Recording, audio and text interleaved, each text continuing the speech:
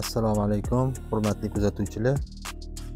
Sizlar bilan Mi M1, M2, M9, M10 modellarini qanaqa qilib telefonga to'g'ri va tez ulashi ko'rib chiqamiz.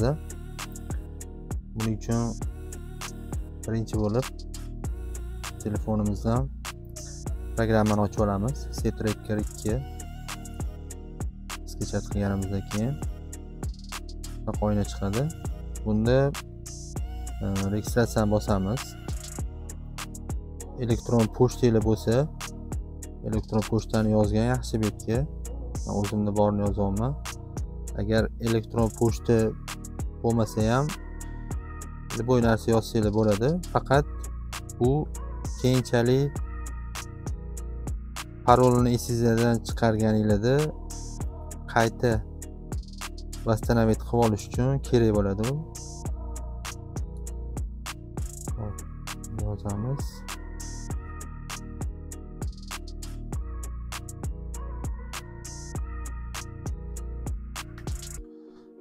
Aziya okean bo'lishi kerak. O'zbekiston anaqasida Yevropa chiqadi. Aziya okeani belgilanadi. Bu yoq ruskiyda. Registratsiyani bosamiz.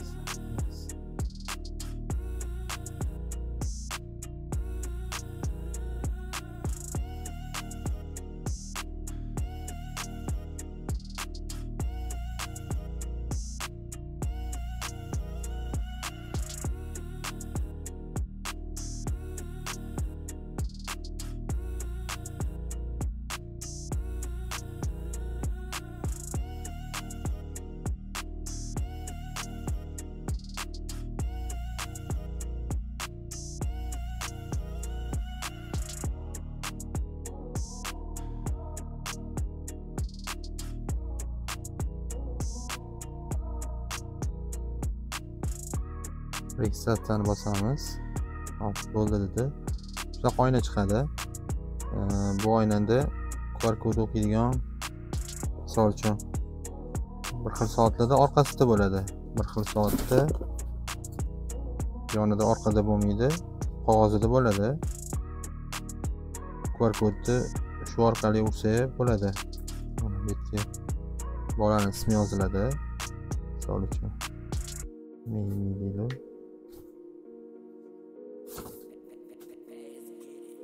Qilinadi. Avto vhodni bosib qo'ysanglar, har safar kodini so'rayvermaydi, o'zi avtomatik kirib ketadigan bo'ladi. Bu programmani yana qog'ozi orqasidagi qog'ozi yo'q shtrix kodi o'chib ketgan taqdirda bu joydan olsanglar bo'ladi. Ustroyство degan joyi bor. Region kod mana shu orqasidagi qog'oz bilan bir xil bo'ladi. Shu orqali ichidan olsanglar ham bo'ladi. Ulab olganimizdan keyin shunaqa oyna chiqadi. Betga yana qo'shimcha 2-3 ta bolalar bo'lsa, yana добавить qilib, yana bolalarni qo'shsa bo'ladi. Farzandlaringiz 2-3 ta bo'lsa, kirgandan keyin bunga sim kartani to'g'ri qo'yib olamiz birinchi. Qo'ygandan keyin o'chirib yoqsak, mana Wi-Fi anaqa chiqyapti, 4G chiqyapti. Bu ulangan to'g'ri sim karta qo'yilgan hisoblanadi. Birinchi bo'lib soatini to'g'irlab olamiz. Tilini ham ruskiyga qo'yamiz.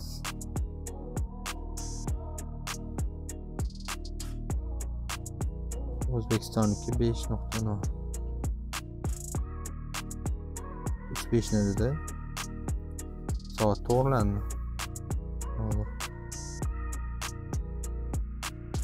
Shu orqali yana qolgan nastroykalarni qilsa bo'ladi. Telefonning kuniga kiriladi. Добавить qilib nomer yozib saqlanib qilinadi. Bu sos knopkasi 3 ta eng yaqin inson nomeri yoziladi. Bu yonidagi knopka bosib turganda avtomatik qo'yadigan nomerlari bo'ladi. Bundan keyin обратный звонок degani bor. Bu обратный звонокka kimning nomerini yozilsa, bosilsa o'kayni bu qaytarib telefon qiladi. O'zi bilmagan holda ekran qora bo'lib turaveradi, lekin sizga telefon qilib bildiradi. Siz olib eshitib tursangiz bo'ladi bemalol. SMS уведомлениеda zaryadkasi kam qolganda, signal so'z bosganda kimga SMS borish kerak bo'lsa, nomerni yozib qo'yiladi bu yerga. Keyin 4G li video vizipi bor soatlarni ulaganimizda o'zi avtomatik video zvonok degan joy chiqadi. Nastroykasida o'zi paydo bo'ladi. Bu nastroyka bilan soat boshqacha soatlarda, bunaqa soatlarda video vizipi yo'q. Bu ham lekin shu programmaga ulanadi. Bunda faqat shu video vizip chiqmaydi. Video zvonok bo'lmaydi. Ikkalasi ham bir xil programmaga ulanadi.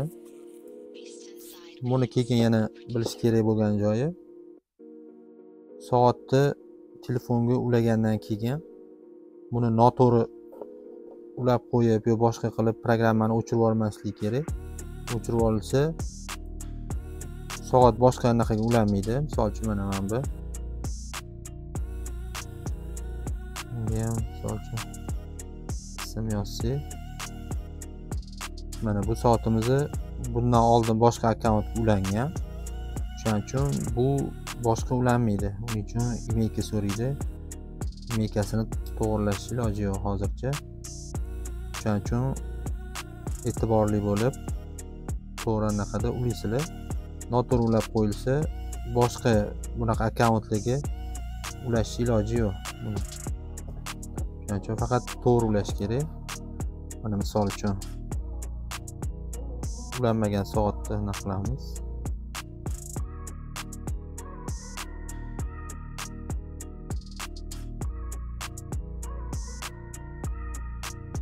Uspexda ulandi. Farzandlaringlar mana 2-3 ta bo'lsa, bu joydan mana ikkinchi farzandga bemalol o'tqizsa bo'ladi. Bunda mana video vizip yo'q, nastroykasida ham video vizip degan joy chiqmaydi bunda.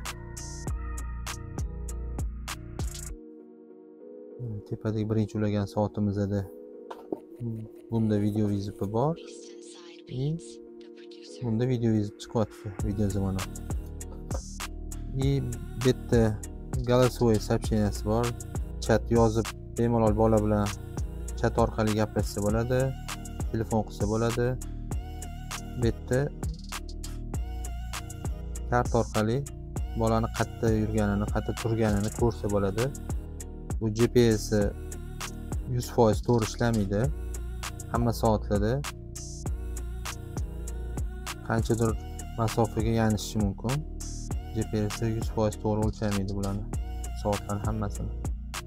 Buni hozir qidiryapti.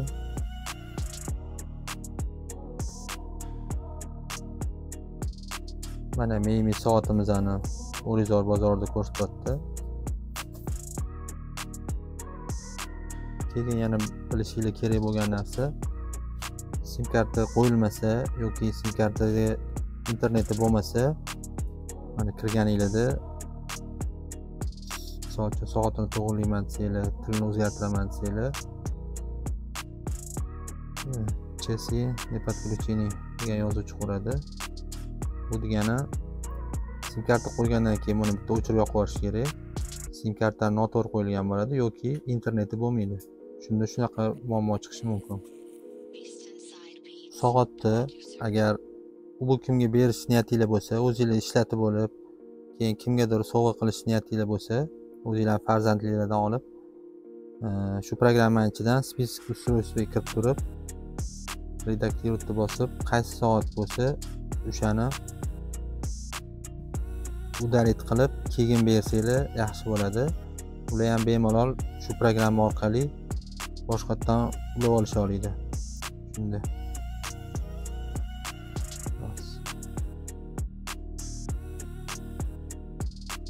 mana o'chirildi. O'sha bitta Mimi soat qoldi. Keyin yana bir esingizdan chiqarmasliginglar kerak. Shu programmaning boshida yozilgan elektron pochta va parolini esdan chiqarmaslik uchun skrinshot qilib yo qog'ozga yozib o'tbetga olib qo'ysanglar, keyinchalik kerak bo'ladi telefon almashtirganingizda boshqa narxada.